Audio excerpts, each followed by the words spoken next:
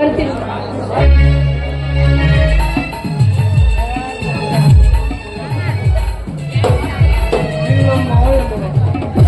ನಿನಗೆ ಹೆಚ್ಚು ಹೋಗ್ತಾ ಇಲ್ಲ. ಈ ಮನೆಯ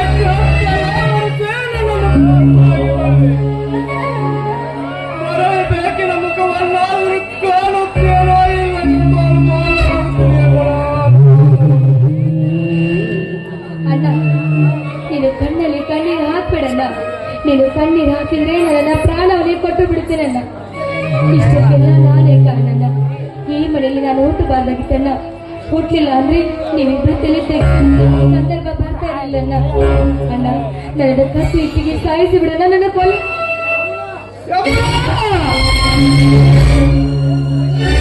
ನೀನು ನನ್ನ ಮರ್ಯಾದೆಗೆ ಕಳಕ ತರುತ್ತಾನೆಂದು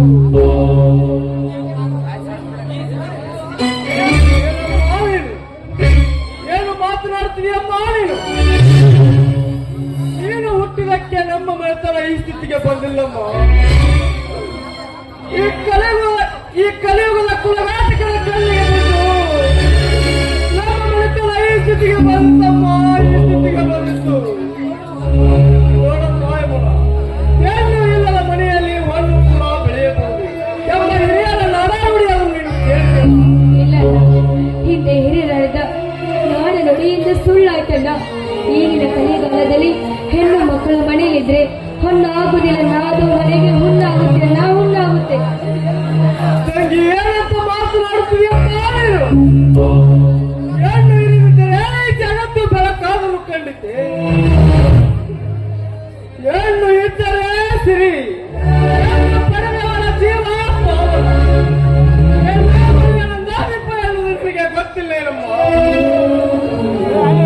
ಅದಕ್ಕೆ ಸರ್ಕಾರ ಹೆಣ್ಣು ಎತ್ತವರ ಮನೆಗೆ 1 ಲಕ್ಷ ರೂಪಾಯಿ ಭಾಗ್ಯಲಕ್ಷ್ಮಿ ಯೋಜನೆಯನ್ನು ಕೈಗೊಂಡು ಹೆಣ್ಣಿನ ಜೀವನ ಪಾವನ ಮಾಡುವಮ್ಮ. ನೋಡೋಣ, ಸರ್ಕಾರ ಹೆಣ್ಣಿಗೆ ಯಾವುದೇ ಯೋಜನೆ ತಂದರೂ ಪ್ರಯೋಜನ ಇಲ್ಲ. ನಾ ಹೆಣ್ಣಿಗೆ ನೆಮ್ಮದಿ ಅನ್ನೋದೇ ಇಲ್ಲ. ಯಾಕೆಂದ್ರೆ ಹೆಣ್ಣು ಹೋದ್ರೆ ಸಾಕು, ಕಾಮಕರು ಇದು ನನಗೆ ದಕ್ಕಿತೆಂದು ಅಂತ ಜೊತೆ ಚಕ್ಕಲ್ಲ ಅವಳಿದ್ದಾರೆ. ಹೀಗಿರುವಾಗ ಹೆಣ್ಣು ಬಾಳುವುದಾದ್ರೂ ಹೇಗೆ ಅಣ್ಣ? ಈ ಸಮಾಜದಲ್ಲಿ ನನಗೆ ಈ ವೈಕಲ್ಯಗಳೆಲ್ಲ ಹೀಗೆ ಹೋದ ಅಂತ ಕಿಚ್ಚಿ ಮಾತಾಡುತ್ತಾನ ಈ ಸಮಾಜ. ಆಡುವವರ ಬಾಯಿ ತೋಡುವ ನೆಲಕ್ಕಂತೆ ಮಾತನಾಡವರ ಕಡೆಗೆ ಯಾವತ್ತೂ ತಿಳ್ಕೊಡಬಾರದು.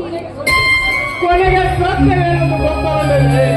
ತಮ್ಮ ಬಾಯಿಯನ್ನು ತಾವೇ ಮುಚ್ಚಿಕೊಂಡು ಹೋಗುತ್ತಾರೆ. ತಮ್ಮೆಲ್ಲ ಮನಸ್ಸಿಗೆ ಹಚ್ಚಿಕೊಳ್ಳಬಾರದು. ಮಾತಿನ ಬರದಲ್ಲಿ ಊಟ ಮಾಡಿದರೆ ಮರ್ತ್ಬಿಟ್ಟೆ. ಬಾಳೆ ಯಾವುದೇ ಕಾರಣಕ್ಕೆ ತಂಗಿಯ ಕಣ್ಣಲ್ಲಿ ನೀರು ತರಿಸಬಾರದು. ಮಾತು ತೆಗೆದುಕೊಂಡರು.